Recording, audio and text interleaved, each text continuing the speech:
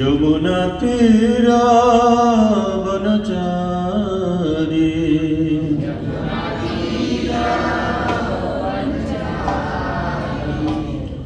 জয় রাধা মাধব কুঞ্জ বিহারী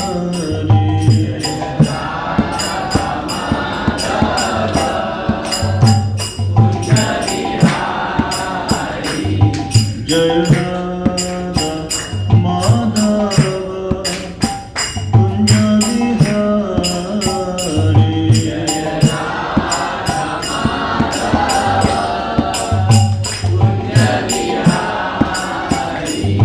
গোপী জনবল্লভ গিরিবরধারী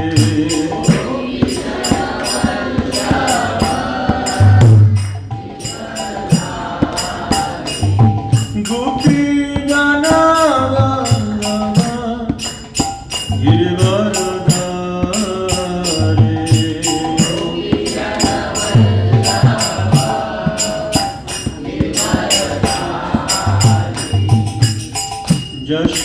যশোদানন্দন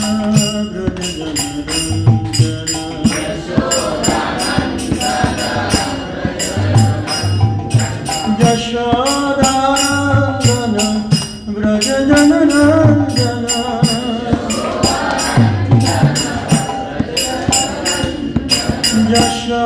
যশোদানন্দন ব্রজজনরঞ্জন যশোদানন্দন ব্রজজনরঞ্জন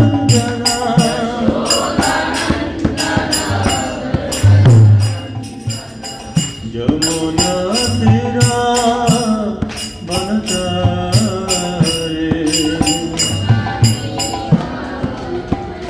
বনচারী জয় রাধা মাধব কুঞ্জ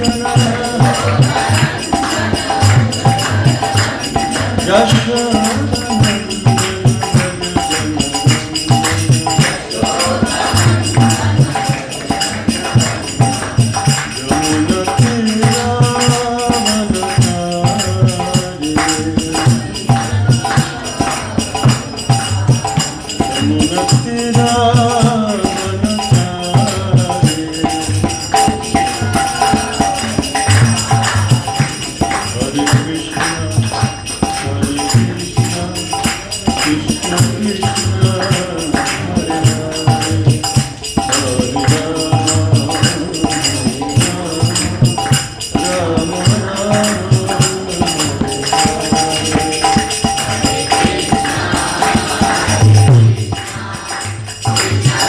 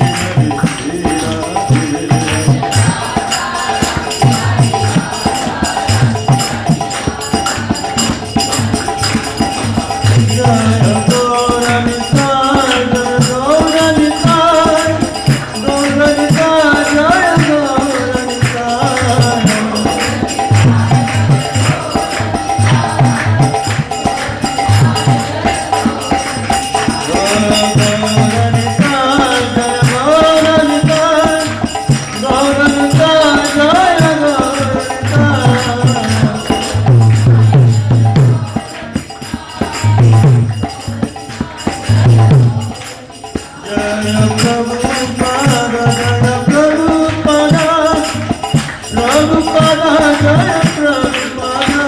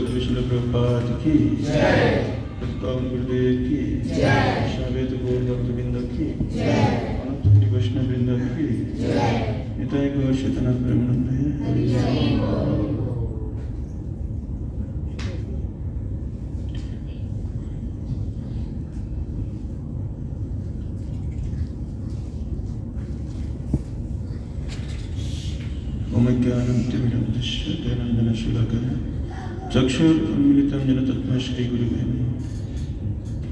श्रीचैतन्य मनोभीष्टं स्थापितं येन भूतले स्वयं रूपकदा मह्यं ददन्ति पदान्तिकं वन्देऽहं श्रीगुरो श्रीयुतपदकमलं श्रीगुरून् वैष्णवांश्च श्रीरूपं साग्रजातं सहगण रघुनाथान्वितं तं सजीवं साद्वैतं सावधूतं परिजनसहितं कृष्णचैतन्यदेवं श्रीराधाकृष्णपदं सगना ललिता श्रीविशाखनिकां च नमोऽयं विष्णुपादाय कृष्णपृष्ठाय भूतले श्रीमते भक्तिवेदान्त स्वामिनिते नामिने नमस्ते सरस्वती देवे गौरवाणी प्रचारिणे निर्विशेषशून्यवादी पाश्चात्यदेशतारिणे वाञ्छाकल्पतरुभ्यश्च कृपासिन्धुभ्येव च प्रतितानं पावनेभ्यो वैष्णवेभ्यो नमो नमः। नमो महावदनाय कृष्णप्रेमपदायते कृष्णाय कृष्णचैतन्य नाम्नि गौरतिशे नमः। पञ्चतत्मयः कृष्ण भक्तरूपस्वरूपकं भक्तावतारभक्ताक्षं नमामि भक्तशक्तिकं। हे कृष्ण करुणा सिन्धु दीनबन्धु जगत्पते गोपेश गोपिका कान्त राधाकान्त नमस्तुते। जयतं शरतं पंगु मम मन्दमतिर्गति मत्सर्वस्य पदाम्बुज राधामदन मोहन दिव्यादिबिन्दारण्य कल्पद्रुमादः श्रीमद्रत्नागर सिंहासनस्थ सीमान्द्रासरसारमे वंशीवाटतटस्थितः कर्षणवेन शनिर्गोपी गोपीनाथ श्रियस्तनः तप्तकाञ्चन गौराङ्गी राधे वृन्दावनेश्वरी विश्ववानुसुते देवी प्रणमामि हरिप्रिये। जय श्री कृष्ण चैतन्य प्रभु नित्यानंद श्री अद्वैत गदाधर श्रीवासादि गौरभक्तवृन्द। हरे कृष्ण कृष्ण कृष्ण हरे हरे हरे राम राम राम हरे हरे। ओम नमो भगवते वासुदेवाय। ओम नमो भगवते वासुदेवाय। ओम नमो भगवते वासुदेवाय।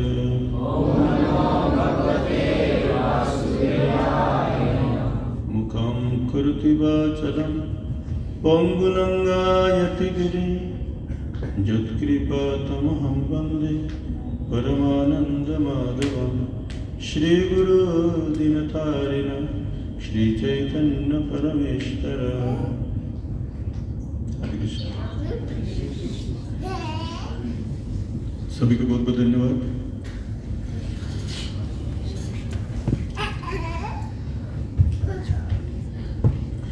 तो ये जो बूट है इसमें श्लोका लिखे हैं। तो ये जो श्लोक है एक्चुअली हम लोग बोलते हैं ना धारावाहिक जो भगवत गीता का, ऐसे नहीं जा रहे। आप लोग को पहले भी बताया था कि हम लोग 7 स्टेप के क्लास ले रहे। तो अभी श्रद्धा, साधु संग है, भजन क्रिया ऐसे जाएगा ना। तो हम लोग उस दिन उसी के ऊपर बात कर रहे थे, है ना। तो श्रद्धा के ऊपर कुछ बहुत सारा श्लोका है, भागवतम में भी है। तो उतना तो हम कैप्चर नहीं कर पाएंगे, तो जितना हो सके हम कोशिश करेंगे।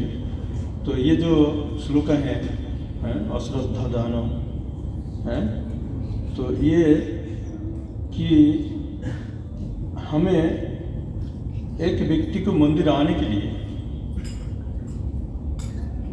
क्या श्रद्धा होना चाहिए। तो इस विषय को उसमें वर्णन किया है कि हमारा श्रद्धा क्या है, कि श्रद्धा से कोई भी चीज को प्राप्ति करने के लिए कौन सी श्रद्धा का प्रयोग किया जाता है। जैसे अगर माँ अपने बच्चे को जन्म देते हैं, तो बच्चे को जन्म देने के बाद तो बच्चे कौन सी श्रद्धा से माँ का दूध पीते हैं, कि वो बच्चा इतना कोमल हो जाता है, माँ के पास रोते हैं।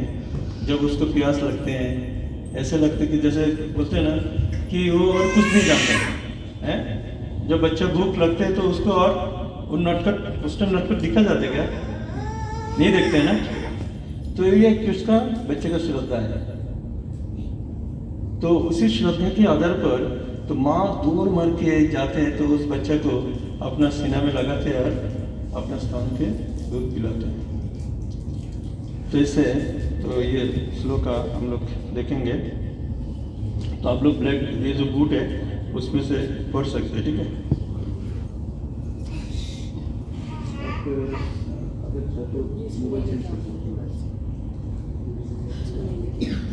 बंद हो गया।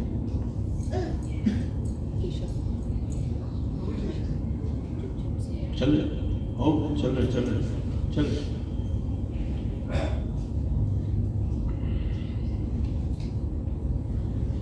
ये 9 नंबर आता है भगवद गीता का। अब 3 नंबर श्लोक है।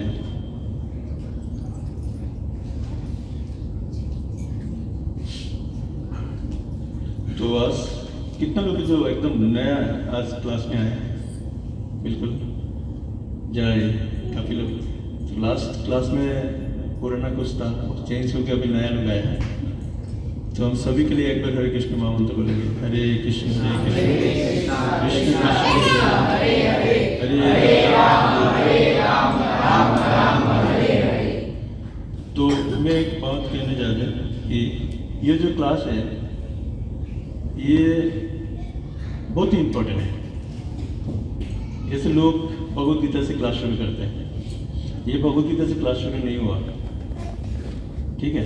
ये कोई भगवद गीता भागवतम से क्लास शुरू हुआ नहीं। तो ये कैसे शुरू हुआ, श्रद्धा है कि हमें, जैसे कि भक्ति के लिए 7 स्टेप्स हैं, वह है श्रद्धा, साधु संग, क्या है, भजन क्रिया, अनर्थ निवृत्ति, निष्ठा, रुचि, भाव। तो इसलिए हम ये सोच रहा था कि जैसे कि कोई भी विषय को, जैसे गीता हो, भागवतम हो, उपनिषद हो, काफ़ी उपनिषद है। तो ये सब चीज़ को जानने के लिए सबसे पहले होना चाहिए श्रद्धा। जैसा हम लोग सबसे पहले जो श्लोक लिया था, श्रद्धावान लभते ज्ञानम तत्परत निर्मलम है, ज्ञानलब्धा पर शांति अचिरेण अधिगच्छति ना, ऐसे ऐसे कहा थी। हाँ, तो ये तो जो श्रद्धावान है वो ज्ञान ले सकते हैं, जो श्रद्धावान व्यक्ति हैं वो ज्ञान को ले सकते हैं। तो इसलिए कोई भी चीज को डाइजेशन के लिए सबसे पहले हमारा स्टोमक्स को तैयार रखना पड़ता है।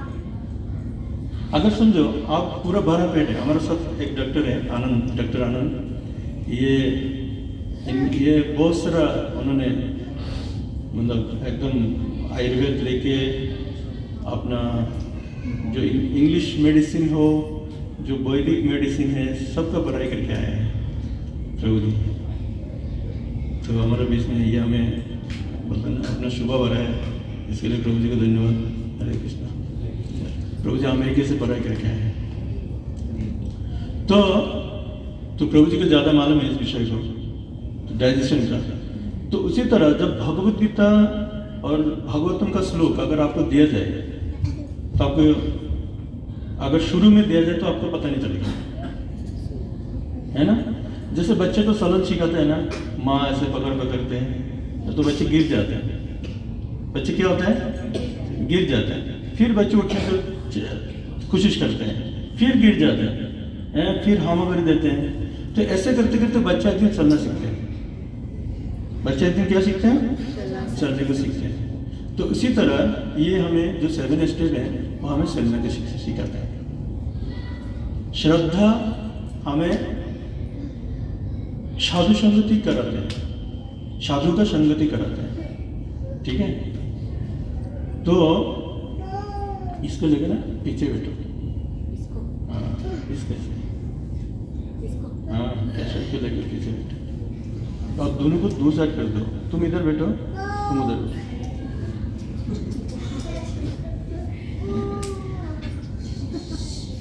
इसने घर में गलती किया, इधर सजा दे।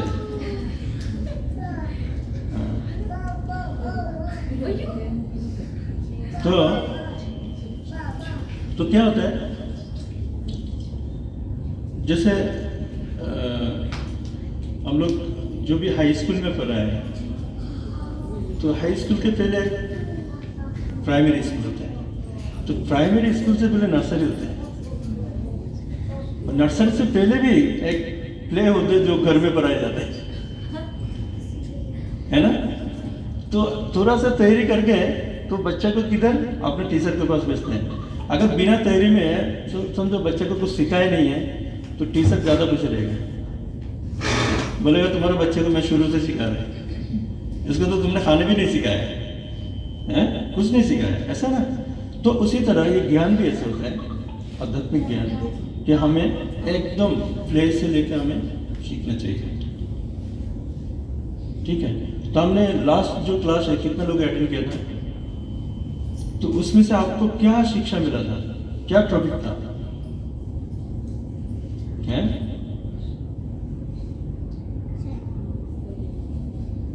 आपने क्या लिखा सुनीता माता जी? हाँ हाँ हाँ, वाह, है ना। तो उसमें हम लोग को बहुत सारा एग्जाम्पल आए थे, है ना। काफ़ी एग्जाम्पल हमें मिला था, ठीक है। तो हमें याद रखना बहुत जरूरी है इस चीज़ को। तो आज का क्लास से आपको जो भी शिक्षा मिलते हैं, इतना ज़्यादा तो हम याद नहीं कर सकते हैं, और जो फिल्टरिंग करके जो भी हमें याद रखने के लिए हो जाए, तो एक एक शब्द का अगर आप याद रख दें, तो हमें 49 क्लासेस हैं इसके ऊपर। कितना? 49 क्लासेस है, मतलब 49 वीक हमारा ये 7 स्टेप का क्लास रहेगा। 1 सब्जेक्ट में 7 क्लासेस है।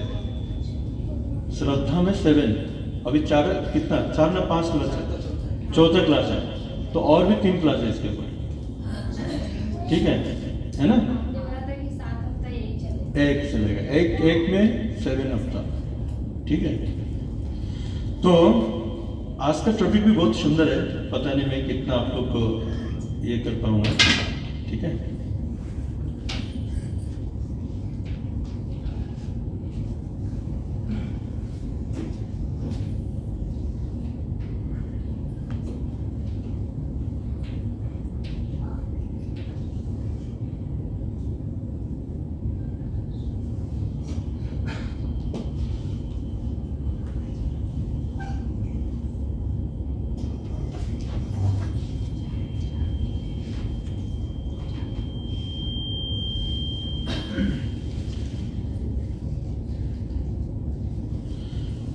अश्रद्धान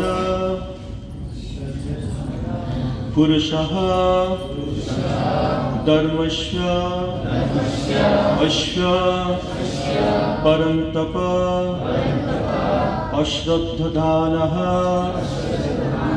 पुरुषः धर्मस्य अश्व परन्तप अश्रद्धानः पुरुषः धर्मस्य अश्व परन्तप अश्रद्धान पुरुषः धर्मस्य अश्व परन्तप अश्रद्धानः पुरुषः धर्मस्य अश्व परन्तप अश्रद्धान पुरुषः धर्मस्य अश्व परन्तप अप्राप्य मां निवर्तन्ते मृत्यु संसार वर्तनी अप्राप्य मां निवर्तन्ते मृत्यु संसार वर्तनी अप्राप्य मां निवर्तन्ते मृत्यु संसार वर्तनी अप्राप्य मां निवर्तन्ते मृत्यु संसार वर्तनी अश्रद्धान पुरुषः धर्मस्य अश्व परन्तप अप्राप्य मां निवर्तन्ते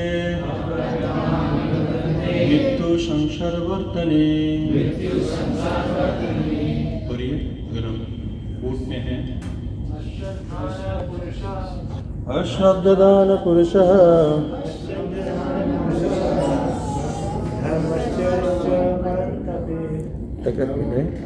कोई भी जब एक लीड करते हैं ना तो उनको मौका देने का, तो प्रभु जी पढ़ रहे हैं तो प्रभु जी के पीछे आप लोग पढ़िएगा, ठीक है।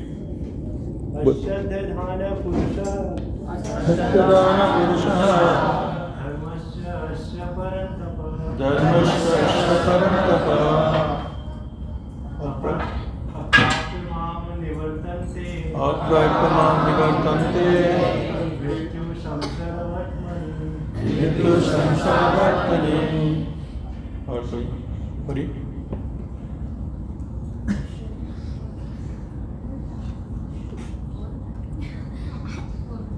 ठीक है, पढ़ना चाहते हैं।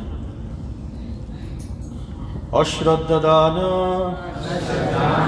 श्रद्धा विहीन पुरुषः पुरुष धर्मस्य धर्म के प्रति अश्व इस परन्तप हे शत्रुहंता अप्राप्य बिना प्राप्त किए माम मोक्ष को निवर्तते लौटते हैं मृत्यु के संसार में वर्तनी पथ में। तो अनुवाद मेरे साथ आप लोग दोहरा सकते हैं। हे परंतप, जो लोग भक्ति में श्रद्धा नहीं रखते वो मुझे प्राप्त नहीं कर पाते, अतः वो इस भौतिक जगत में जन्म मृत्यु के मार्ग पर वापस आते रहते हैं। तात्पर्य श्री प्रभुपाद की। तो ये मैं पढ़ के सुनाता हूँ, ठीक है। तात्पर्य, श्रद्धा विहीन के लिए भक्ति जो पाना कठिन है। यही इस श्लोक का तात्पर्य है। श्रद्धा तो भक्तों के लिए संगति से उत्पन्न की जाते हैं। महापुरुषों से बौद्धिक प्रमाणों के सुनकर भी अभागे लोग ईश्वर में श्रद्धा नहीं रखते। वो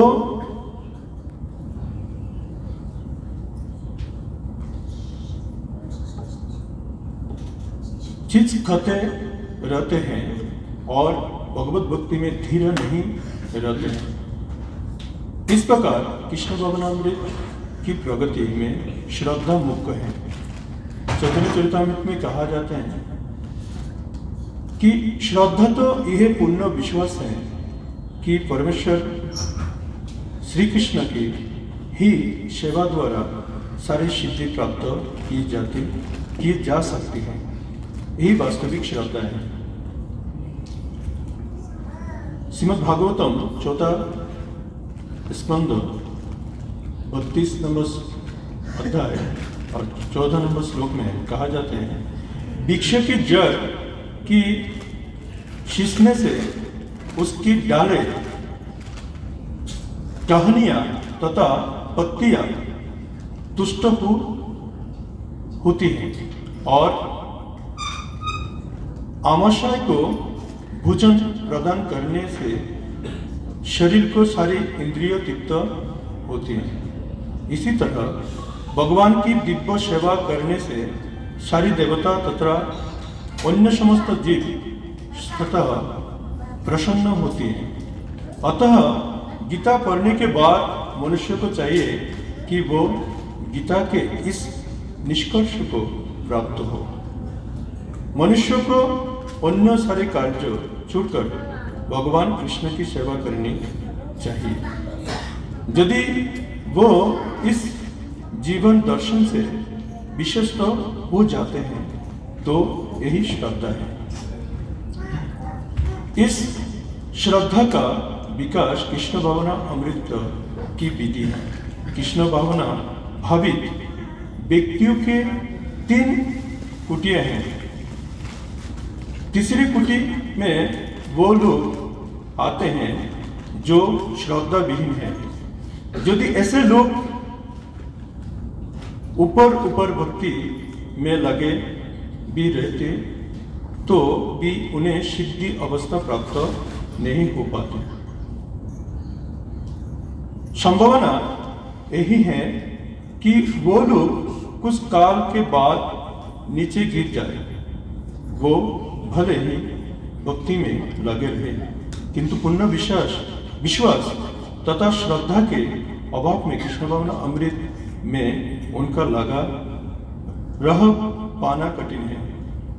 अपने प्रचार कार्यों के दौरान हमें इसका प्रत्यक्ष अनुभव है कि कुछ लोग आते हैं और नहीं गुप्त उपदेश से कृष्ण भावनामृत को ग्रहण करते हैं, किंतु जैसे ही उनकी आर्थिक दशा कुछ सुधर जाती है कि वो इस विधि को त्याग कर पुनः पुराने ठहरे पर लग जाते हैं। कृष्ण भावना अमृत में केवल श्रद्धा के द्वारा ही प्रगति की जा सकती है। जहाँ तक श्रद्धा की बात है, जो व्यक्ति भक्ति साहित्य में निपुण है और जिसने दृढ़ श्रद्धा अथवा अवस्था प्राप्त कर ली है, वो कृष्ण भवना अमृत का प्रथम कोटि का व्यक्ति कहलाता है। दूसरे कोटि में वो व्यक्ति आते हैं जिन्हें भक्ति शास्त्र का ज्ञान नहीं है, किंतु स्वतः ही उनकी दृढ़ श्रद्धा है कि कृष्ण भक्ति सर्वश्रेष्ठ मार्ग है, अतः वो इसे ग्रहण करते हैं। इस प्रकार वो तृतीय कोटि के उन लोगों से श्रेष्ठतर है जिन्हें ना तो शास्त्रों का पूर्ण ज्ञान है और ना श्रद्धा ही है, अपितु संगति तथा सरलता के द्वारा वो इसका पालन करते हैं। तृतीय कोटि के व्यक्ति कृष्ण भवना अमृत में गुमराह हो सकते हैं, किंतु द्वितीय कोटि के व्यक्ति गुमराह नहीं होते। प्रथम कोटि के लोगों के गुमराह होने का प्रश्न ही नहीं उठता है। प्रथम कोटि के व्यक्ति निश्चित रूप से प्रगति करके अन्य में अभिष्ट फल प्राप्त करते हैं। तृतीय कोटि के व्यक्ति को ये श्रद्धा तो रहती है कि कृष्ण की भक्ति उत्तम होती है, किंतु भगवान तथा गीता जैसे शास्त्र से उसे कृष्ण का पर्याप्त ज्ञान प्राप्त नहीं हो पाता। कभी कभी इस तृतीय कोटि के व्यक्तियों की प्रवृत्ति कर्मयुक्त तथा ज्ञानयुक्त की ओर रहती है और कभी कभी वो विचलित होते रहते हैं, किंतु जो ही उनसे ज्ञान तथा कर्मयुक्त का संशोधन निकल जाते हैं, वो कृष्ण भवना भावी कृष्ण भवना अमृत की द्वितीय कोटि या प्रथम कोटि में प्रविष्ट होते हैं। कृष्ण के प्रति श्रद्धा भी 3 अवस्थाओं में विभाजित है और श्रीमद् भागवत में इनका वर्णन है। भागवत के 11वें स्कंद में प्रथम, द्वितीय तथा तृतीय कोटि की आस्तिकता का भी वर्णन हुआ है। जो लोग कृष्ण के विषय में तथा भक्ति की श्रेष्ठता को सुनकर भी श्रद्धा नहीं रखते, वो सोचते हैं कि यह मात्र प्रशंसा है, उन्हें यह मार्ग अत्यधिक कठिन जान पड़ता है।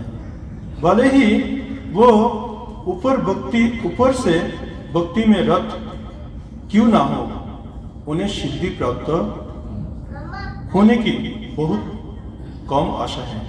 इस प्रकार भक्ति करने के लिए श्रद्धा परम आवश्यक है। हरे कृष्ण कृष्ण कृष्ण हरे हरे राम राम राम हरे हरे। लिखा जाए तो यहाँ पर जो लोग भक्ति में श्रद्धा नहीं रखते हैं वो मुझे प्राप्त नहीं कर पाते। क्या है? जब कोई अगर भक्ति में श्रद्धा नहीं रखते तो भक्ति क्या होता है? भक्ति क्या है? जो भक्ति में श्रद्धा नहीं रखते हैं तो भक्ति क्या है? वो मुझे प्राप्त नहीं कर पाते। तो भक्ति क्या है?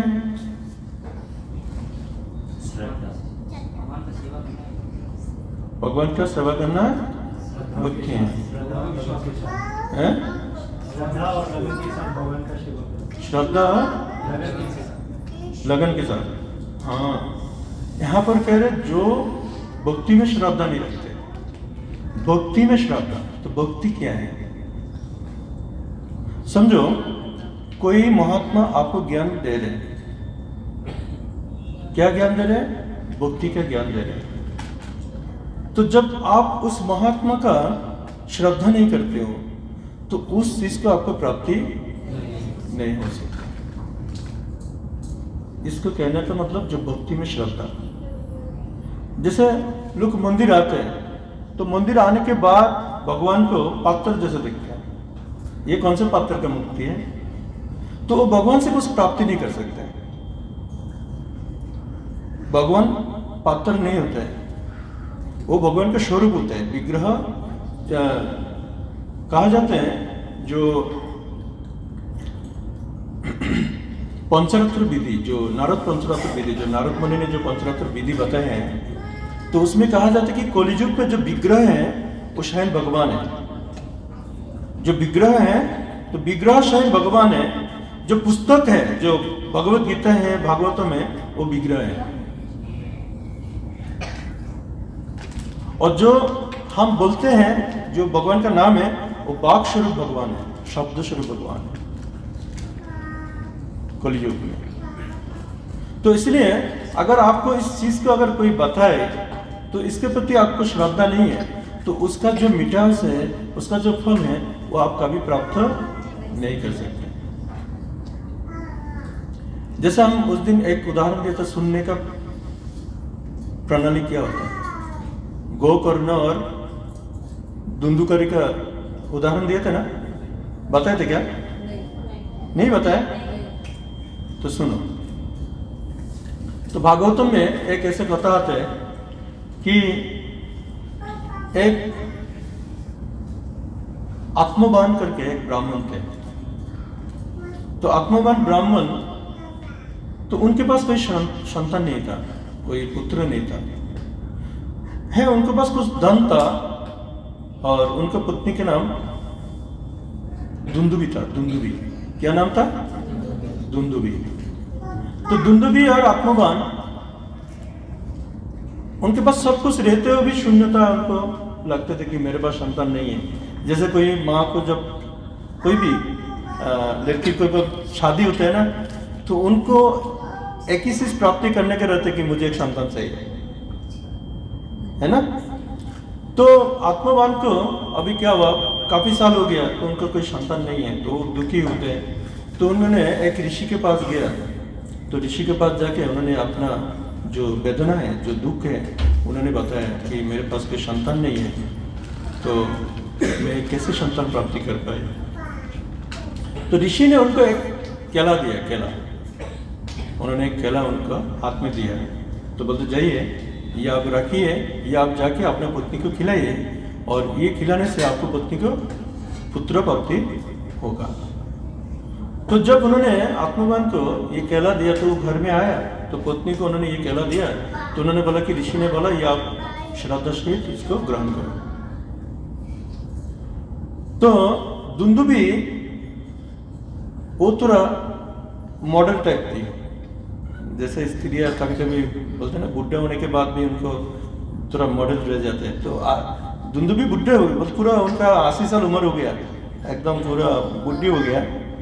तो फिर भी उनके अंदर आ रहे हैं, अरे मेरे जो जीवन है वो नष्ट हो जाएगा अगर मैं अभी संतान ग्रहण करूंगा। इतने साल तो कोई संतान नहीं था, अगर अचानक मैं प्रेग्नेंट हो जाऊंगा तो मेरा जो सौंदर्य है वो खराब हो जाएगा। और दूसरा क्या है, अगर घर में कोई डाकू घुस गया तो मैं इतना बड़ा पेट लेके कहाँ जाऊंगा, भाग भी नहीं पाऊंगा। अगर समझो घर में आग लग गया तो भी मैं भाग नहीं पाऊंगा। तो उसका अंदर, क्योंकि वो अच्छा लड़की नहीं थी, अच्छा औरत नहीं थी, तो इसलिए उनके अंदर डिफरेंट चिंता आ गई। तो जाके उन्होंने अपना बहन के साथ परामर्श किया। तो अपना बहन को बताया कि देखो मेरे को ऋषि से एक केला मिला और जो खाने से हमें गर्भवती होऊंगा, और मैं नहीं चाहता कि मैं गर्भवती हो, क्योंकि ये गर्भ में सहन नहीं कर पाऊंगा, तो कुछ छाला बता। तो जो बहन थी तो उन्होंने बोला कि मैं तो गर्भवती हूँ, मैं गर्भवती हूँ, तो तू एक काम कर, मेरे जो पुत्र होगा ना वो तू ले लेना और मुझे कुछ धन दे देना, मुझे कुछ धन, मुझे कुछ दे देना। तो फिर खुश हो गया बोलते ये तो बहुत अच्छी बात है, तो तू एक काम करना, टेक्नेट का थोड़ा एक्टिंग करना है, अपना पेट बड़ा करके दिखाना अपना हस्बैंड को कि मैं प्रेग्नेंट हूँ, ऐसे करके कुछ दिन रहना, तो जैसे मेरा बच्चा हो जाएगा तो ऐसे तू लेके जाना, तेरे बच्चा हो गया बोलना।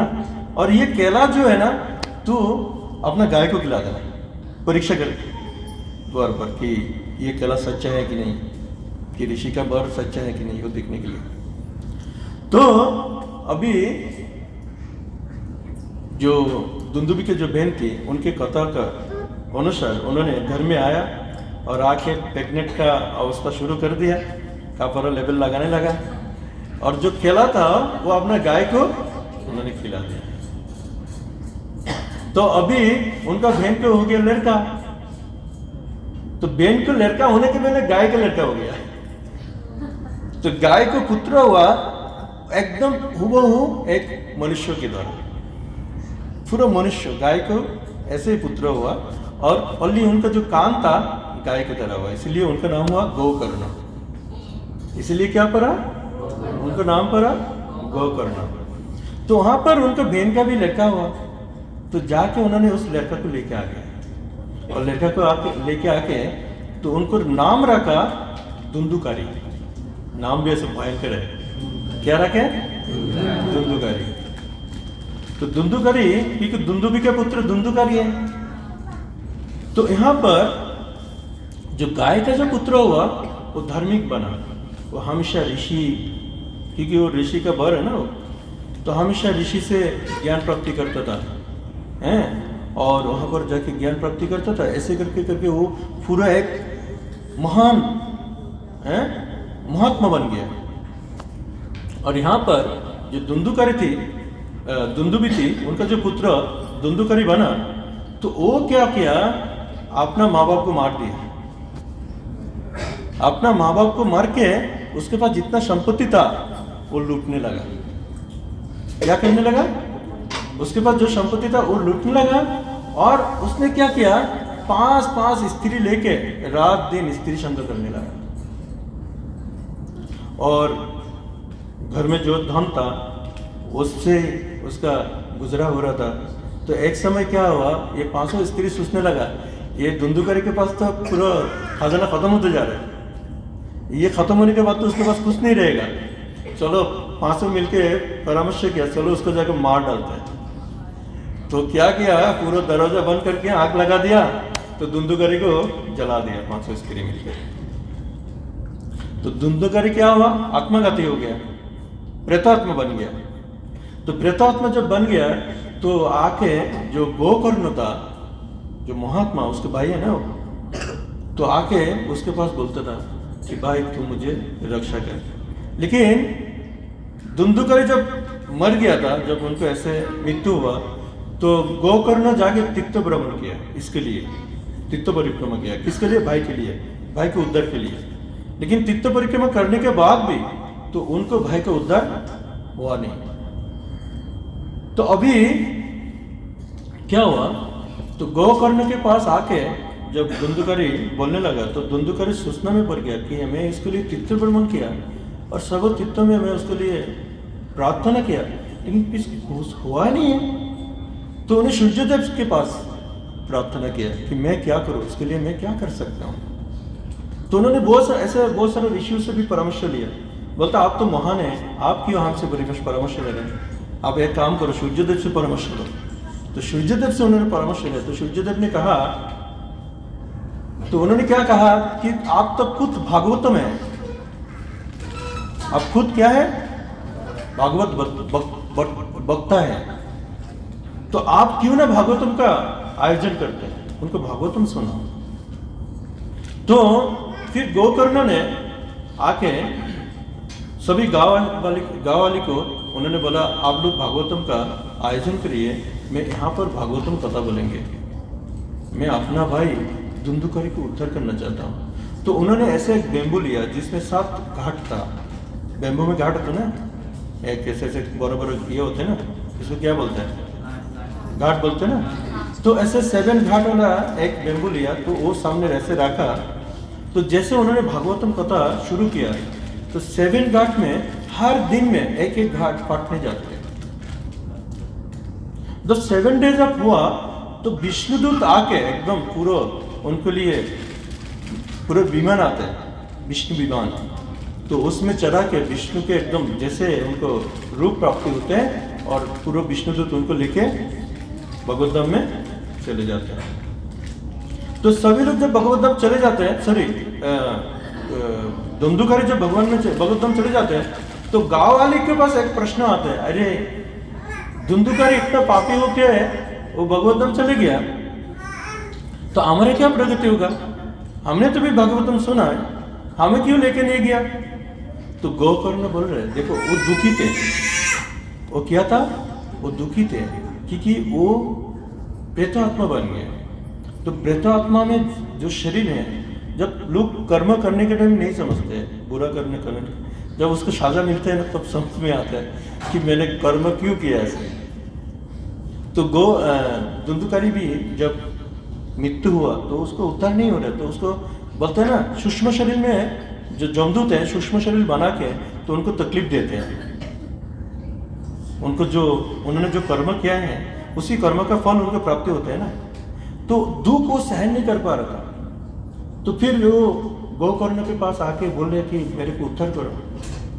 तो उन्होंने गोकर्ण ने बोला कि देखो वो बहुत ध्यान से ये हमारा भागवतम कथा को सुना, बहुत ध्यान से सुनने के कारण उनको भगवत धाम को प्राप्ति हुई। तो फिर गांव वाले बोलते हैं ठीक है आप फिर से भागवतम करो, हम लोग भी ध्यान से सुनेंगे।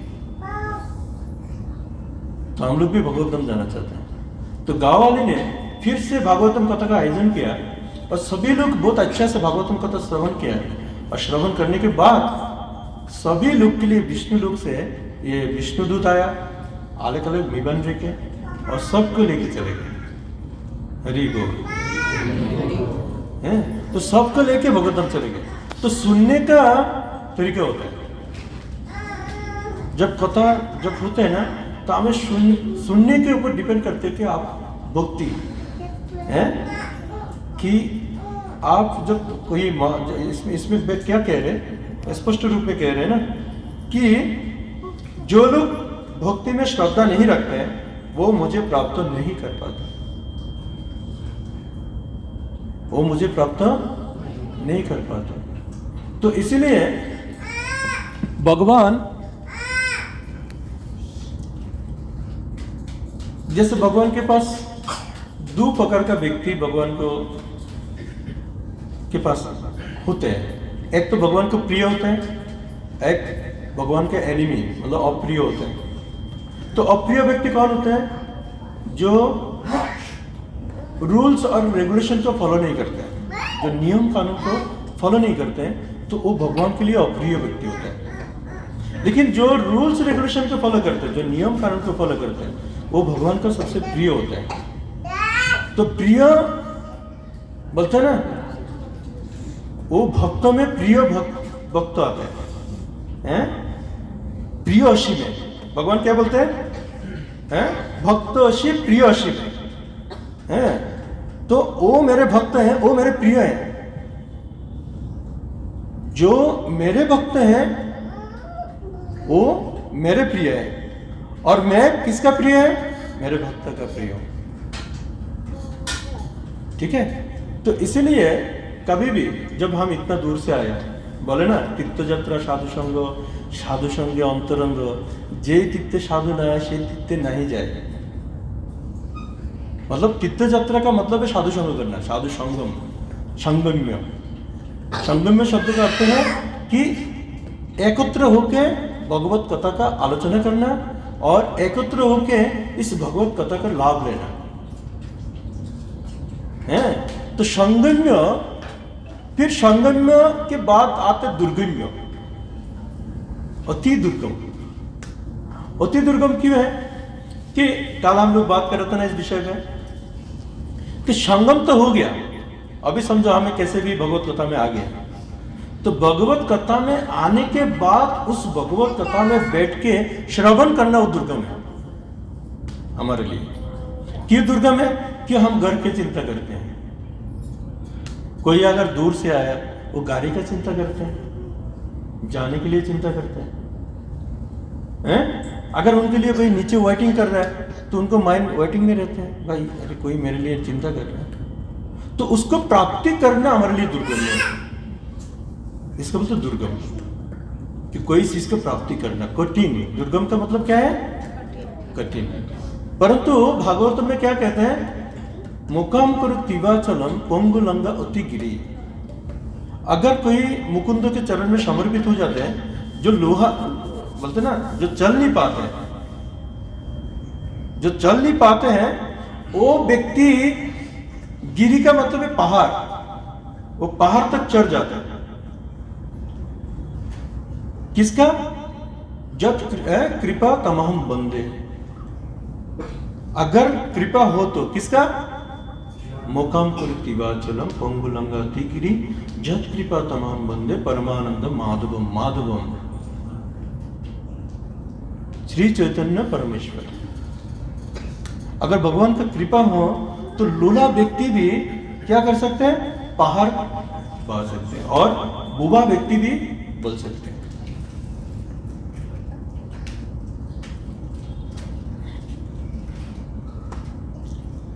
भागवतम में चौथा स्कंद 4th कैंटो 32 चैप्टर और 12 नंबर वर्सेस में, वहां पर ध्रुव चरित्र का वर्णन आता है। तो ध्रुव चरित्र में कहते हैं, तो ध्रुव महाराज जब उन्होंने भगवान विष्णु के पास गए थे तपस्या करने के लिए, तो तपस्या का उनका इच्छा क्या था? कि मुझे अपना पिता का गोद में बैठना है। क्या इच्छा था? अपना पिता का गोद में बैठना है। बहुत इंपॉर्टेंट है इस विषय। तो जब उनके लिए ये दुर्गम था कि भगवान विष्णु तक जाना, भगवान विष्णु तक जाना उनके लिए क्या था? कठिन था। तो भगवान विष्णु के पास आप सीधा नहीं जा सकते, भगवान के पास सीधा नहीं जा सकते। भगवान के पास जाने के लिए पूरा सर्कल होता है। वो सर्कल क्या होता है? कि गुरु परंपरा होता है। एक परंपरा आपको एकमात्र गुरु भगवान तक आपको पहुंचा सकते हैं। तो अभी भगवान खुद नारद मुनि को भेजा, जाओ उनको शिक्षा दो, क्योंकि साधना के लिए शिक्षा होना चाहिए। साधना शिक्षा के बिना नहीं हो सकता है, क्योंकि साधना के लिए जैसे बोलते हैं ना, कोई जोग मतलब जोगी होते हैं ना, जोगी, तो उनके लिए पहले सबसे पहले क्या होता है? क्या होता है? पहले आसन होता है ना। जो जोगी होते हैं ना, जोगी, तो सबसे पहले वो क्या करते हैं?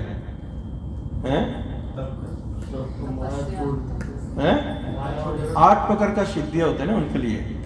8 प्रकार का सिद्धि प्राप्ति करने के बाद वो जुग साधना में बैठते हैं। तो सबसे पहले ये 8 साधना को वो सिद्धि प्राप्ति करना पड़ता है।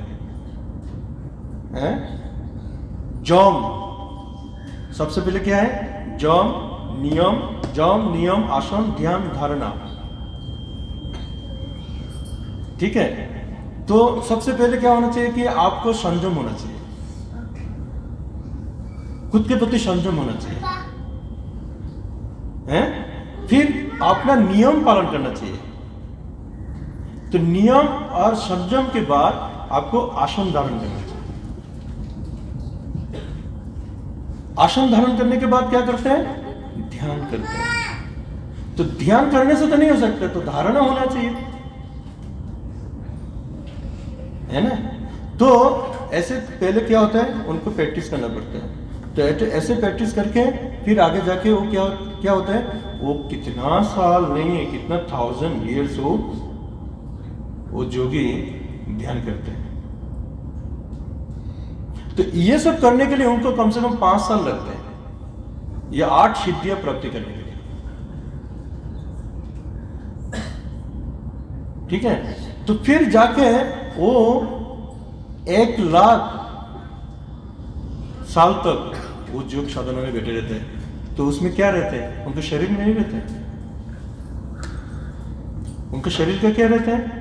कि वो ऐसे जगह में प्रवेश कर जाते हैं कि वो आत्मा, उनका आत्मा का जो ओम जो शब्द है वो आत्मा ही करते हैं। उनका शरीर जो जड़ शरीर है, वो जड़ शरीर में क्या हो जाता है, पैर बन जाते हैं, न तो मिट्टी का है बड़ा ये हो जाता है। आपने देखा कभी जो जोगी का मिट्टी पूरा मिट्टी में एक ऋषि था ना, जो चामुंड ऋषि, जो चामुंड ऋषि था ना, तो चामुंड ऋषि तपस्या करते करते उनके शरीर में पूरा मिट्टी आ गया था। तो उनके शरीर में जब, मुझे उस राजा का पुण्य का याद नहीं है, तो जब चामुंड ऋषि का जब शरीर में पूरा मिट्टी हो गया, तो उनका दोनों आंख में ना, दोनों आंख दिखा जा रहा था, बाकी कुछ नहीं है। तो दोनों आंख कैसे दिखा जा रहा था मालूम है, जैसे कि पूरा अंधकार रात्रि में जैसे तारा देखा जाता है ना, स्टार, ऐसे उसका डायमंड की तरह जल रहा था दोनों। तो वो जो राजा का जो बेटी थी, तो राजा का बेटी है थोड़ा चंचल है, तो वो समझ रहे कि कोई ऐसे लाइट होगा है, तो वो जाके दोनों आंख में ना ये डाल दिया, क्या बोलते उसको, एकदम लाकड़ी डाल दिया। तो फिर चामुंड ऋषि का आंख नष्ट हो गया। तो चामुंड ऋषि का जब आंख नष्ट हो गया, तो वहां पर भयंकर ये हो गया। तो चामुंड ऋषि अपना तपस्या से निकल के आ गया, और तपस्या से जब निकल के आया, तो राजा को पता चला कि उनका बेटी ने ऐसे हाल किया। तो राजा जल्दी जल्दी उधर उपस्थित हुआ और चामुंड ऋषि को बोला, ये बेटी आपका है, मैं आपके साथ शादी दे दूंगा। अभिशाप देने के पहले उन्होंने बेटी को उनको समर्पित कर दिया, क्योंकि वो राजा बहुत धार्मिक था, कि राजा को पता था अगर मेरे बेटी को अगर अभिशाप दे दिया तो ये मेरे बेटे तो गया, जिंदगी बर्बाद। फिर चामुंड ऋषि तो बुढ़ा थे, तो इसके साथ शादी कैसे हो सकते हैं? तो उन्होंने जो वैद्य ना, जो स्वर्ग में क्या नाम है, धन्वंतरी, उन्होंने धन्वंतरी को बुलाया। तो धन्वंतरी को बुला के, तो उन्होंने धन्वंतरी एक कुछ मंत्र और उनको कुछ ये देने के बाद, तो चामुंड ऋषि का जो यौवन वापिस आया, उन्हें पुण्य यौवन मिला उनको, बुढ़ापा जो था ना वो निकल गया। फिर जाके उन्होंने राजा की कन्या से शादी किया। ठीक है, तो ऐसे जो भी व्यक्ति, जब तक आपका श्रद्धा का पुण्य उदय नहीं होगा, जब आप अपने आप को कंट्रोल नहीं करोगे, तो श्रद्धा भी काम नहीं करेगा। सबसे पहले सेल्फ कंट्रोल करना है, खुद को है, हमें आना है। अभी जैसे कि सब जो अभी नहीं आया, कुछ लोग वो नेक्स्ट क्लास में आएगा, तो ये टॉपिक उनको पता नहीं चलेगा, है ना। तो कभी अगर आपको जो भी टॉपिक चलता है ना, तो पूर्ण रूप से अगर आप ज्ञान दोगे ना, तो सेकंड जो क्लास है ऑटोमेटिक आपको समझ में आएगा। अभी मेरे को मतलब ना फिर से रिप्ले करना पड़ा, है ना। तो इसीलिए कभी भी जब भी आप आते हो ना, तो आपको ध्यान रखना चाहिए जो लास्ट जो क्लास था उसका टॉपिक क्या था, तो हम लोग को आगे बढ़ने में बहुत ही सहज होगा, है ना। तो यहां पर अतः वो इस भौतिक जगत में जन्म मृत्यु के मार्ग पर वापस आते रहते हैं। तो जो व्यक्ति समझो ये साधु का ज्ञान बोलो, शास्त्र बोलो, मंदिर बोलो, तीर्थ बोलो, ये चीज के प्रति अगर वो श्रद्धा नहीं रखते हैं, उस ज्ञान को प्राप्ति नहीं करना चाहते हैं, तो वो व्यक्ति को क्या करना पड़ता है कि बार बार ये जगत में आना पड़ता है। क्या करना पड़ता है? बारंबार इस जगत में वापस आना पड़ता है। तो बार बार इस जगत में आना ये क्या अच्छी बात है क्या? है? तो कौन व्यक्ति हैं जो इस जगत में रहना चाहते हैं? हैं? जो अज्ञानी व्यक्ति हैं। जो अज्ञानी व्यक्ति हैं वो इस जगत में रहना चाहते हैं, कि वो मरना नहीं चाहते हैं। जैसे बहुत लोग होते हैं ना, हम कभी कभी मेडिकल में प्रचार करने के लिए जाता था, तो हम लोग देखते थे, प्रभु जी तो अच्छा जानते हैं, तो वो मृत्यु को इतना डरते हैं, मरने को बहुत डरते हो। अरे मेडिसिन ठीक टाइम में अगर नहीं दिया ना तो गाली दे देते भाई, ये मेरी मेडिसिन दो, मेरी मेडिसिन दो, मेरी मेडिसिन दो। उसका अंदर, क्योंकि उसको जीने का शौक है, पूरा हड्डी अस्थि सब चले गया लेकिन उसको अभी जीने का आशा, उसको मरा नहीं। तो नहीं, उसको वो क्या बोलता है, मेरे को प्लास्टिक सर्जरी कर दो है, फिर से मुझे जीना है। तो कि जीने का शौक उसको नहीं जाता है। जैसे इसका उदाहरण में एक बार जो इंद्रदेव है ना, इंद्रदेव, देवरास इंद्र, तो देवरास इंद्र उनके गुरु का, जो गुरु है, जो बृहस्पति हैं, उनका अभिशाप मिला था, श्राप मिला था। कैसे मिला था मालूम है? कि जब बृहस्पति आ रहे थे कोई यज्ञ करके, तो उनको यज्ञ स्थली से जो माला मिला, तो आके उन्होंने किसको दिया? देवरास इंद्र को दिया। तो देवरास इंद्र ने क्या किया, जो उनका जो हाथी है ना, जो ऐरावत है, तो उन्होंने ऐरावत को पहना दिया। क्या किया? ऐरावत को पहना दिया। तो जब ऐरावत को पहना दिया, तो ऐरावत तो वो तो हस्ती है, एनिमल है, तो उन्होंने क्या किया, ऐसे करके निकाल के पैर के नीचे करके, उसने पैर के नीचे करके ऐसे एकदम मुचड़ दिया एकदम। तो ये कोई साधारण पुष्प नहीं है, ये साधारण कोई माला नहीं है, गुरु का मूल्य है, भगवान का मूल्य है। वो उनके पास, अब गुरु के पास आया और गुरु ने अपने शिष्य को दिया। बृहस्पति का शिष्य है ये देवरास इंद्र। तो फिर ये अपमान उनको स्नेह नहीं आया, उनको बहुत दुख लगा, तो उन्होंने अभिशाप दे दिया। तो श्राप क्या दिया कि तुमको है ये भौतिक जगत में जाके शूर बनने का, शोर, ठीक है, तो ना श्वर बनने का। तो फिर इंद्र को काफी टाइम अभिशाप मिला, बहुत टाइम मिला। तो ये बहुत सुंदर घटना है। तो इंद्र आके पीक बन गया। तो बनने के बाद अभी ब्रह्मा उनके पास आया बहुत साल के बाद। तो बहुत साल के बाद ब्रह्मा आके बोलते हैं, चलो इंद्र, अभी बहुत साल हो गया, और कितना तुम ये जगत का दुख झेलोगे। तो इंद्र एक देवता होके वो बोल रहे हैं, नहीं नहीं, मुझे नहीं जाना है, मेरे बहुत सारा बच्चे हो गया। क्या हो गया? मेरा बहुत सारा फैमिली बड़ा हो गया, उनको मुझे देखभाल करना है। और खा क्या रहे, ठीक क्या खाते हैं? गंधम में रहते हैं। और देवरास इंद्र कहाँ रहते हैं? स्वर्ग में हैं? इतना सुंदर अप्सरा उनके सामने नृत्य करते हैं। और अभिश्राप के कारण वो आके मतलब डस्टबिन का कचरा खा रहे। तो वो जो कचरा खा रहे, तो देखो वो इतना बड़ा ज्ञानी और इतना बड़ा शक्तिशाली होने के बाद भी उसको ज्ञान कहाँ है? फिर जब ये जगत में आया तो उनका ज्ञान लुप्त हो गया। तो उसी तरह कि हमारा जगत ये नहीं है, ये हमारा जगत नहीं है। हमारा जो जगत है वो गोलोक वृंदावन है, वो भगवत धाम है, जहां पर कोई दुख सुख कुछ भी नहीं है। वहां पर क्या है? ओनली आनंद ही आनंद। हाथी गुरा पालकी जय कन्हैया। तो उसमें कुछ दुख नहीं है, खाने पीने का कभी भूख नहीं लगते। यहाँ पर तो भूख लगते हैं, अभाव है, अनटन है, गंदगी है, और कुछ दिन के बाद तो और कठिनाई आएगा। अभी तो फिर भी ठीक है, कुछ दिन के बाद बहुत कठिनाई आएगा, जो कठिनाई हम सहन नहीं कर पाएंगे, क्योंकि फसल होने के लिए जगह नहीं है। पहले आप जिधर रह रहे हैं ना, यहाँ पर भी धान का खेती होता था। आज से 50 साल पहले यहाँ पर भी खेती होता था। तो ऐसे खेती करने का जगह नहीं है। तो अगर फसलें नहीं उगेगा तो हम खाएंगे क्या? पैसे खाएंगे क्या? तो एक दिन मनुष्य के अंदर मनुष्य क्या करेंगे? मनुष्य का खून मनुष्य खाने लगेगा, पीने लगेगा, मनुष्य का मांस मनुष्य खाने लगेगा। जैसे अभी भी मछली को खाते हैं ना, है?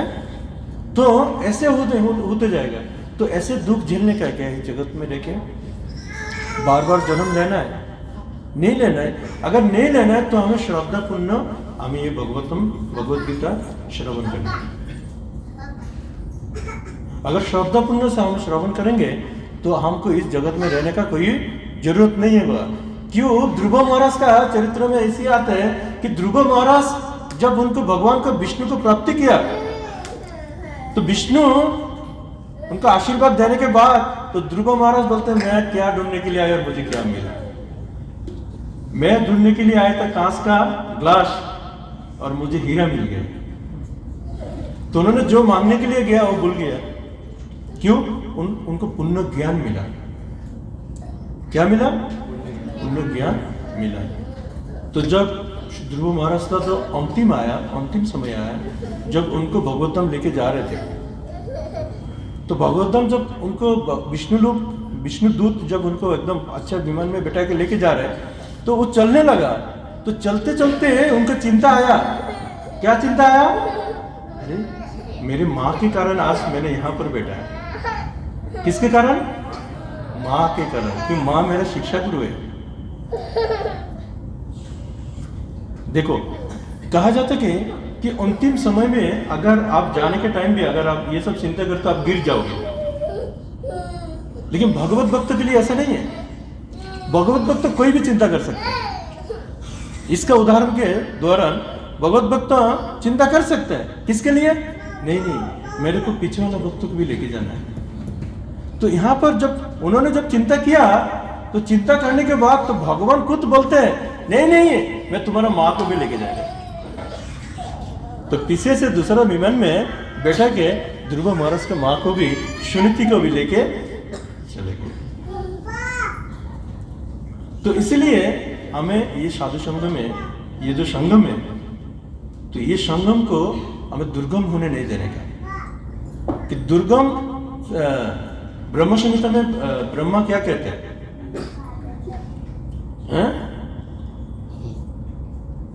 ब्रह्म संहिता में ब्रह्मा कहते हैं कि वेदेषु दुर्लभ अदुर्लभ आत्मभक्त। जो वेद के अंदर दुर्लभ है, जो भगवान का भक्ति नहीं मिल सकते हैं, कि वेद पढ़ने के बाद भी भगवान को प्राप्ति नहीं कर सकते हैं। वेदेषु दुर्लभ अदुर्लभ आत्मभक्त, परंतु उनका जो भक्त हैं वो भगवान को प्राप्ति कर सकते हैं। तो इसलिए ये जो भक्त संघ में आया है तो आपको इतना वेद अध्ययन करना व बहुत कुछ जानने का कोई जरूरत नहीं है। कोई जरूरत नहीं है। इवन कहा जाता है कि ये भगवत गीता ना हम लोग बोल रहा था कि बाह्य के बारे में, बाह्य करना कोई जरूरत नहीं है। मुझे भी कुछ नहीं आता है। हम तो इधर भक्त संघ करने के लिए आए हैं। मुझे आपको सिखाने का इतना हिम्मत व इतना अधिकार हमें नहीं है। लेकिन मुझे एक इच्छा है कि नहीं चलो भक्त संघ करते हैं। भक्त संघ करने के लिए आए तो हमें भक्त संघ करने से क्या होगा? क्या हमें थोड़ा से पुण्य तो प्राप्ति अधिकार मिल सकते हैं। हमारा जो पिछली जो कर्म है वो कर्म नष्ट हो सकते हैं। परंतु हम अगर भक्त संघ नहीं करेंगे, पूरा हफ्ता गाधा की तरह परिश्रम करते रहेंगे तो हमें कैसे पता चलेगा कि मैं क्या कर रहे हूं, किसके लिए कर रहे हैं? भक्तिविनोद ठाकुर बोलते हैं विद्यार गौरवे भ्रमी देशे देशे धन उपार्जन करी स्वजन पालन करी एक मने भूलिनी तुम्हारे हरि। क्या कह रहे हैं कि जब विद्या प्राप्ति करते हैं, जब ज्ञान प्राप्ति करते हैं तो वो ज्ञान के द्वारा क्या करते हैं? वो भ्रमण करते हैं, देश विदेश में भ्रमण करते हैं। तो देश विदेश में भ्रमण करके क्या करते हैं? पैसे कमाते हैं। और उस पैसा से क्या करते हैं? स्वजन पालन करी एक मने, अपना फैमिली को पालन करते हैं। तो कैसे करते हैं? भूलिनो तुम्हारे हरि, भगवान को ही भूल गया, भगवान को ही भूल गया। तो जब भक्तिविनोद ठाकुर लास्ट में कहते हैं कि बार्धक्य को एकोन उपाय विहीन ताते दिनो अकिंचन बखती दिनो तो तुम्हारा चरण करे आत्मनिवेदन। अभी बुढ़ा हो गया, अभी और कुछ नहीं कर पाएंगे। अभी ना पैर चल रहे ना मुख चल रहे हैं, कंठ अवरुद्ध हो गया, कंठ में आवाज नहीं आ रहा। जैसे जब वृद्ध अवस्था आते हैं, जब मेडिकल में हॉस्पिटल में आप कभी देखना, तो मुंह से उसको बोलने का शक्ति नहीं होता है। वो क्या करता है, करते हैं, बोलने का शक्ति नहीं होता है। क्यों? क्योंकि उनका कफ, पित्त, वायु सब बंद हो जाते हैं, उनका कान बंद हो जाते हैं, उनका हाथ नहीं चलते हैं। तो उस टाइम क्या होगा? तो भक्ति विनय ठाकुर कहते हैं, वार्धक्य एकन उपाय विहीन तातु दिने आकृचन भक्ति विनय तो तुम्हारा चरण में करे आत्मनिवेदन। अभी बोल रहे भाई मुझे रक्षा करो।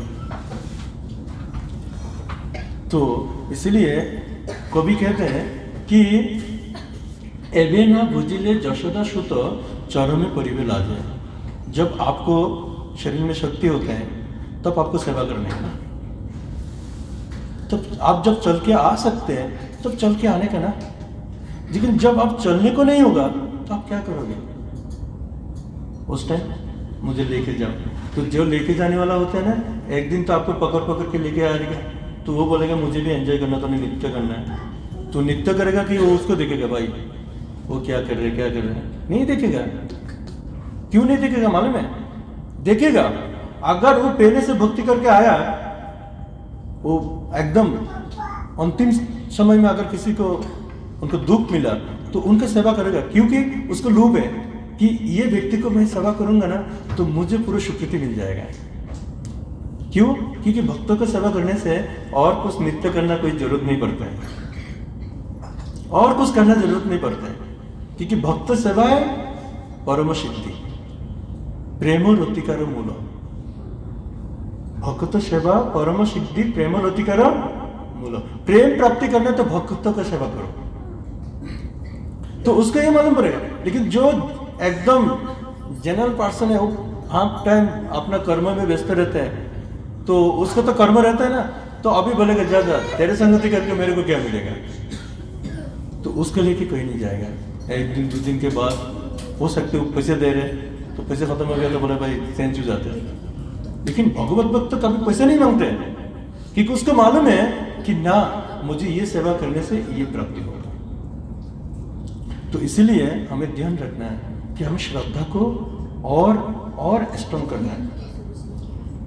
और श्रद्धा को स्ट्रॉन्ग करने के लिए सबसे बड़ी चीज है कि आप साधना करना है, खुद को साधना। वो कैसे? कि आप इधर आके सुनेंगे तो नहीं है। सबसे साधना है कि आप पीछे क्या कर रहे हो, पीठ पीछे, कि जो हम नहीं देखते। जो व्यक्ति घर में बैठ के साधना को स्ट्रॉन्ग करते हैं तो वो किधर भी अच्छे से स्ट्रॉन्ग साधना दिखा सकते और कर भी सकते, सिखा भी सकते।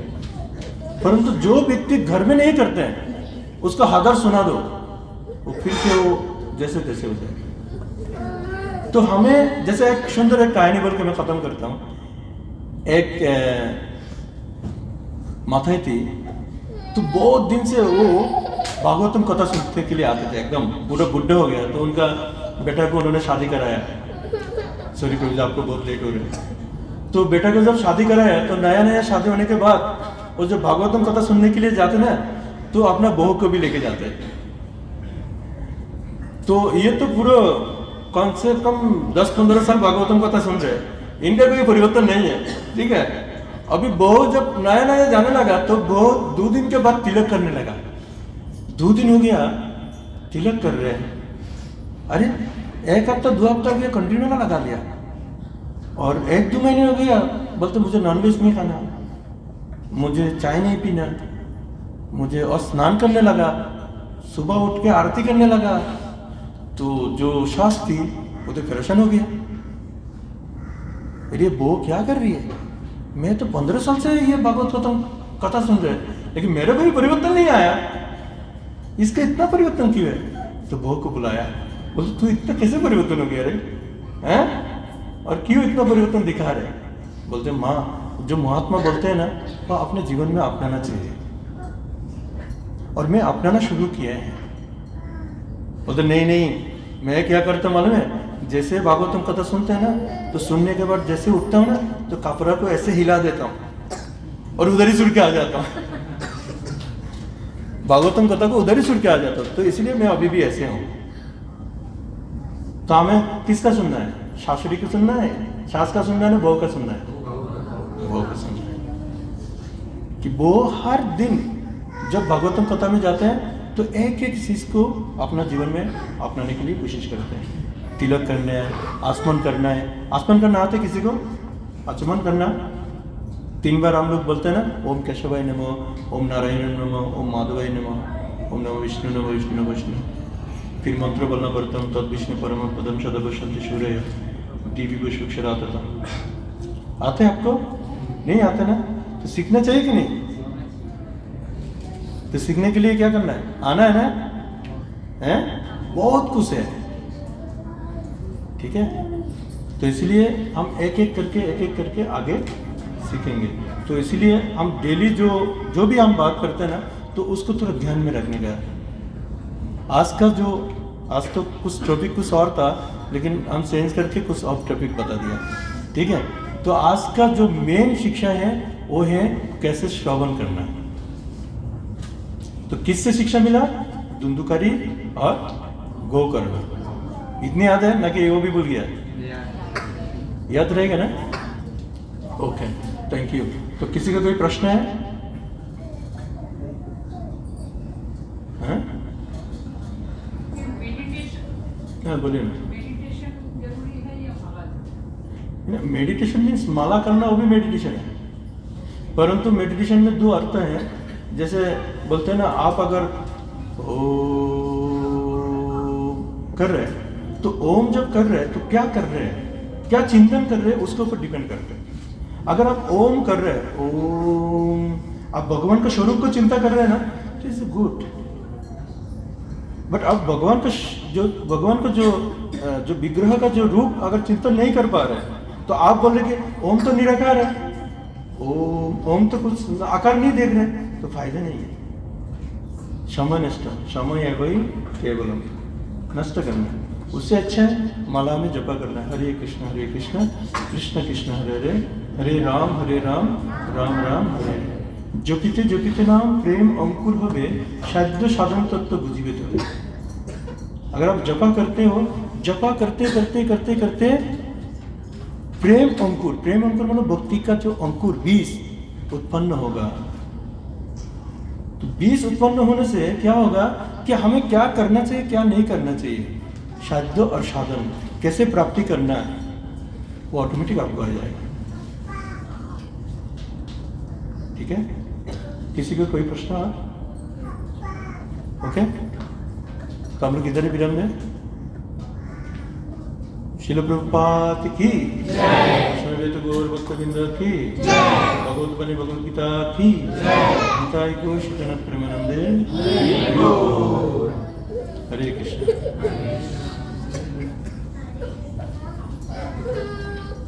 ठीक है, तो सब लोग प्रसाद के लिए बैठते हैं। ठीक है, एक सेकंड। प्रभु जी ने इतना अच्छा कथा सुनाया, तो प्रभु जी के लिए 3 बार हरि बोल बोलेंगे। हरि बोल, हरि बोल। Thank you.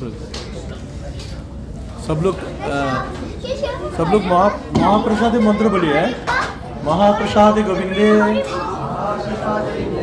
नमः ब्राह्मणे वैष्णवे, स्वल्पपुण्यवतं राजन्, विश्वासन बुझायते, शरीरा विद्याजाल, जरन्द्रियतायिका, जीवे केले विषय सागरे, तारमध्य जीवाकी, लोभमय सुधर्मती, ताकि जता कठिन संसारे, कृष्ण बरा दयामय, करीबर जीवा जाय, स्वप्रसाद अन्न दिलवाय, शेन अमृतपाल, राधा कृष्ण गुणगान, प्रेमेरा को चैतन्य निताय, जय श्री कृष्ण चैतन्य प्रभु नित्यानंद, श्री अद्वैत गदाधर श्रीवासादि गौर भक्तवृंद। हरे कृष्ण कृष्ण कृष्ण हरे हरे, हरे राम राम राम हरे हरे। श्री श्री राधा राजलरी महाप्रसाद की श्री प्रपात की निताय गौर सीताराम प्रेमानंदे हरे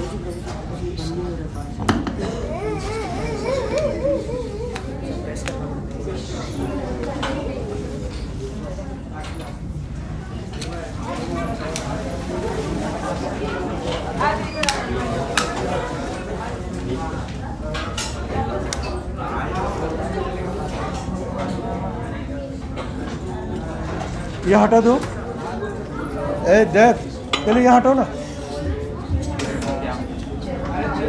हटाओ किसो किसो किसो अरे रे आपके आसन के नीचे रुको रुको रुको रुको एक मिनट ये हटा दो हरे कृष्ण हरे राम हरे कृष्ण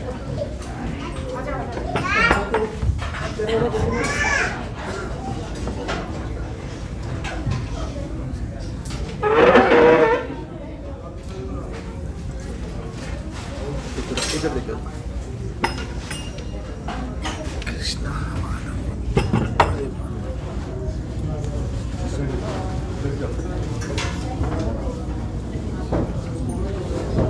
अच्छा उसने था प्रसाद का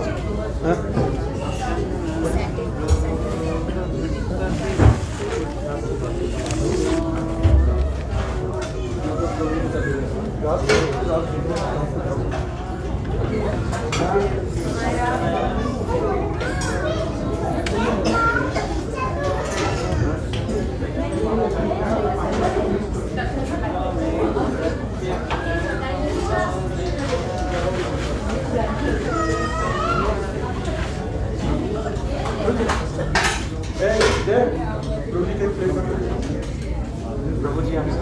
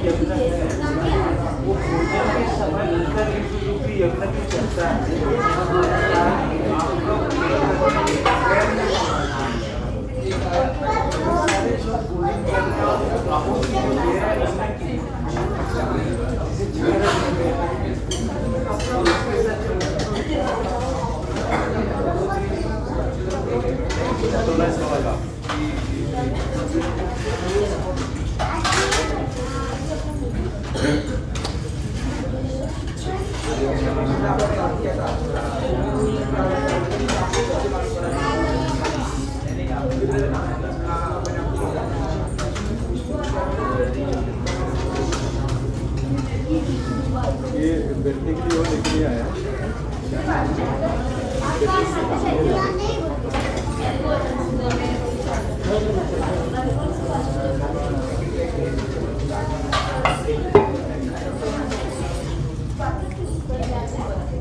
चार लाइन है जब मीरा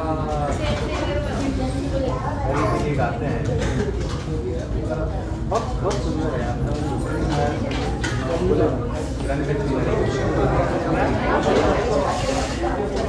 चार लाइन पूरा जीवन का सार दिया हुआ है।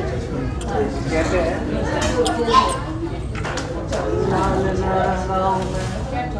हर अपने ही रंग में रंग देख आज पिया रंग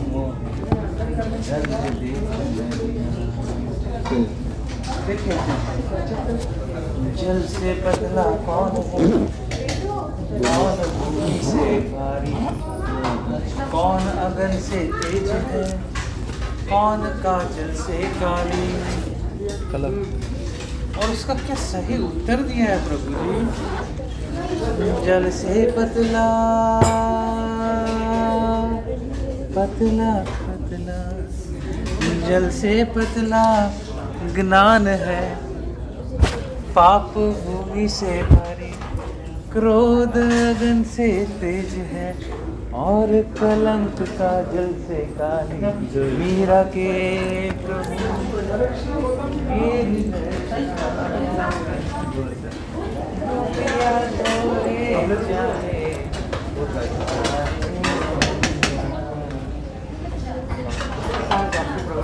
राम के प्रति ये 4 लाइन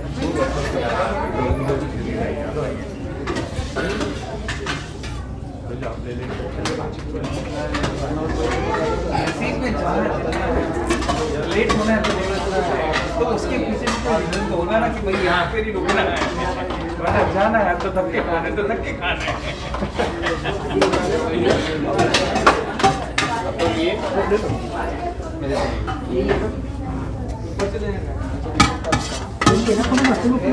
बोलो ना।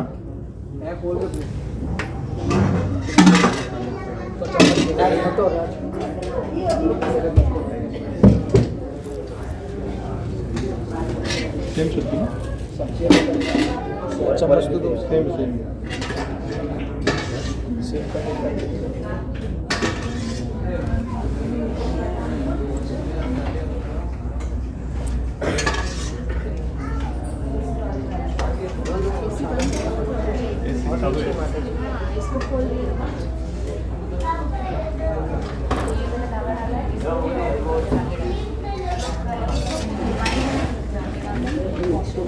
वो क्या दाल है?